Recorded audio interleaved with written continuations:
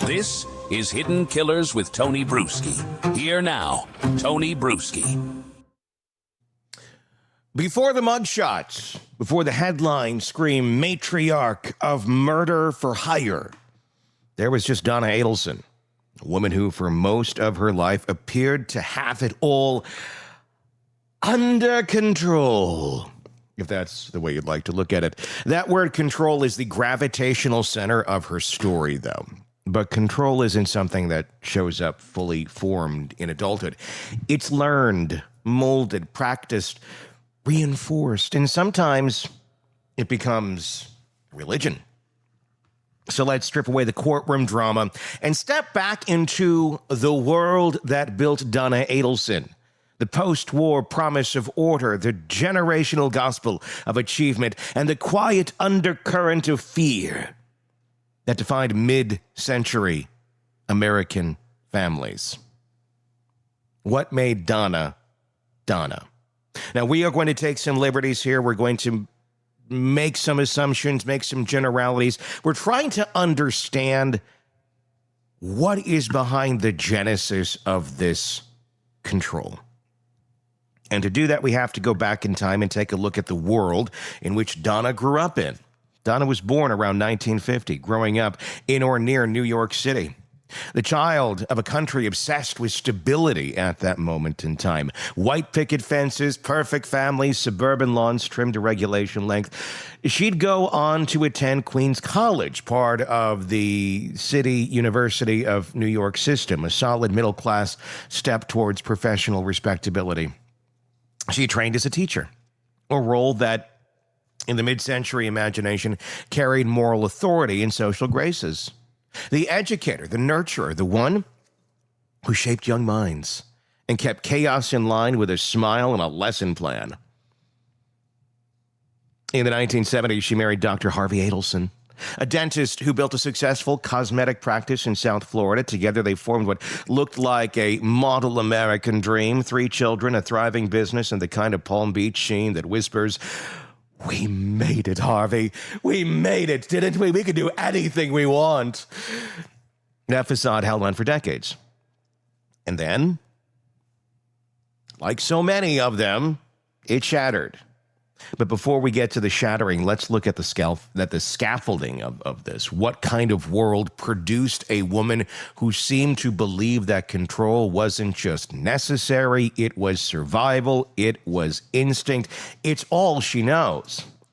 The 1950s factory of obedience is where that takes us. To understand Donna Adelson, you have to understand the machine that made women like her. In the 1950s and 60s, they were built on the kind of psychological assembly line. The ideal woman was composed of obedience, polish, and performance. She wasn't supposed to question. She was supposed to achieve. She wasn't supposed to feel too much. She was supposed to present perfection. Children were raised under the watchful eye of parents who'd survived war and depression. They didn't want chaos. They wanted guarantees, rules, schedules, certainty. They'd already seen enough of the chaos. The sociologists later called it authoritarian parenting, high control, low warmth. Psychologist Diana Brumrind defined it in 1966. Parents who demand unquestioning obedience, who measured worth by compliance, because I said so, wasn't just a phrase, it was the moral framework. In post-war New York, that mindset thrived. Families migrated upward, often Jewish and first or second generation Americans were desperate to maintain the progress they'd crawled out of poverty to achieve. Discipline was love, achievement was security, and failure was not an option. It was a threat to the entire family's standing. And that's the air Donna Adelson would have breathed. This is not an excuse for Donna. This is the recipe for Donna.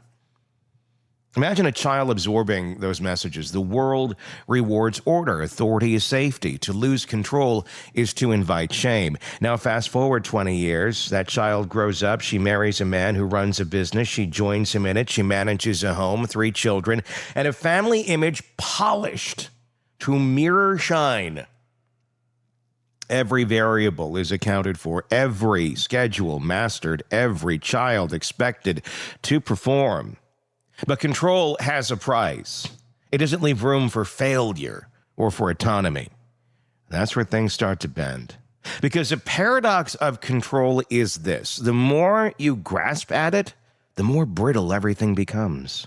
A person who lives by control can't tolerate uncertainty. They'll bend the world before they will bend themselves. So when life delivers chaos, when a son's marriage falls apart, when reputation is threatened, when the family's image starts to crack, the instinct isn't reflection, it's containment. Seal the leak, fix the narrative, make it right at any cost. Even if right means criminal. Authoritarian family systems don't teach emotional agility. They teach performance under pressure. They breed people who measure love in compliance and loyalty in silence. That doesn't make Donna a victim. It makes her a case study in what happens when control metastasizes. In families like these, control isn't about power for power's sake. It's about fear. Fear of failure, fear of humiliation, fear of losing the narrative. And fear, when it's dressed up as perfection, becomes the most dangerous emotion in the room because it looks like calm. It sounds reasonable. It's strategic, polite, maternal, until it's not. Control-based personalities often justify extreme behavior as responsibility. They'll say, "I'm just doing what needs to be done." But the subtext is a lot darker. If I don't handle it, everything will fall apart, and they believe it.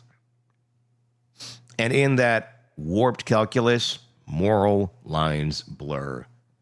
Fixing a problem becomes more important than what the fix actually is. Donna Adelson's early career as a teacher wasn't just a job, it was a perfect fit for her era's social script, a structured environment, predictable outcomes, and authority over behavior.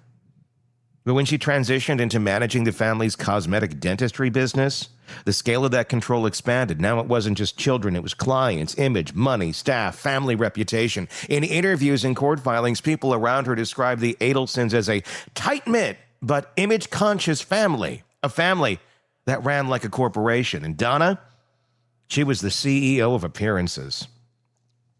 If you track that line forward, it leads exactly where you'd expect, to a woman who valued control so deeply that when chaos finally arrived, divorce, custody battles, a son on the verge of losing everything, she reached for the only tool she'd ever trusted: control by any means.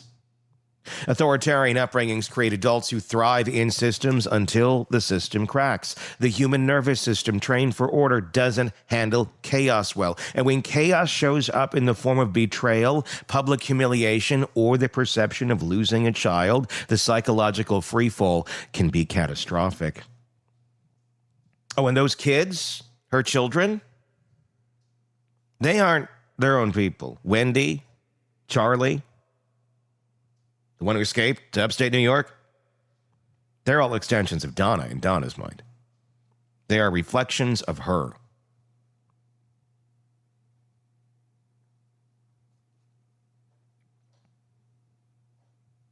The inflection point in all this, where control can mutate into obsession, that's a big one. Where they drive to fix a problem overrides legality, morality, and empathy. Now, if someone else did it on the outside, oh my gosh, look how immoral and horrible they are. But when you're doing it yourself, you're too close to the fire, you don't see the heat. It's where the mother stops asking, how do I help, and starts thinking, how do I remove the threat? That's not love, that's legacy panic, a desperate reflex to preserve the family's image at all costs. And it's a reflex born in homes where love and control were indistinguishable.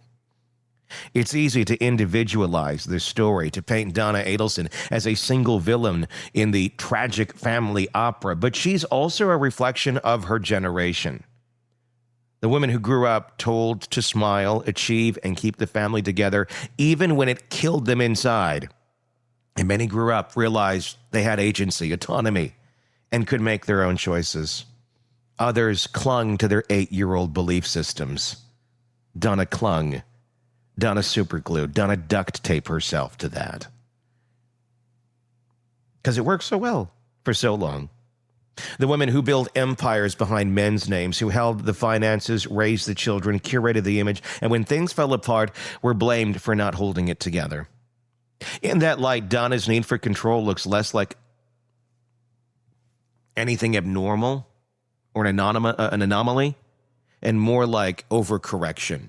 She didn't invent the system, she just took it to its logical extreme. The tragedy of control-based living is that it feels safe until it isn't. When your entire identity is wrapped in order, you lose the ability to process disorder. You don't adapt, you eliminate. And if you've done it so many times on such smaller scales, you see how that works. So you got to up it a little bit to possibly murder? Well, you've handled 1,000 mini versions of this. Why not this one big one? Donna, you can do it. And that's where control curdles into corruption. What begins as an "I'll fix this" turns into "I'll make sure it never happens again." It's the quiet slope from influence to interference, from management to manipulation. That's not unique to Donna Adelson. It's a pattern that plays out in boardrooms, marriages, politics, everywhere people confuse dominance with safety. Here's what's verifiable. Donna Adelson was a teacher, a wife, a mother, a business partner, born around 1950 in New York, educated at Queens College, living the Florida success story. Everything beyond that, her parents, her childhood dynamics, her formative emotional landscape, it remains largely undocumented. But her choices as an adult reveal the architecture underneath. The command of detail, the compulsion for order, the zero tolerance for imperfection. And when the pressure came, when the walls began to crack, that lifelong devotion to control did not save her. It destroyed her. Because control can't protect you from chaos. It just delays the moment it arrives. Maybe that's the lesson buried under the wreckage of the Adelson family saga. If you build your life around control, one day, it will ask for everything. And you'll give it. Give me your thoughts in the comment section. On YouTube, if you're not already there, just search Hidden Killers with Tony Brueski, and you will find us there. Do that same search wherever you're downloading podcasts as well, and take us with you. Press subscribe so you don't miss any of it. We give you tons of coverage every single day on all these different cases. Please don't miss it. Hit subscribe. You'll love it. We do appreciate that. Until next time, my name is Tony Brueski, and we will talk again real soon. Want more on this case and others? Then press subscribe now and don't miss a moment of true crime coverage from Tony Brueski and the Hidden Killers podcast.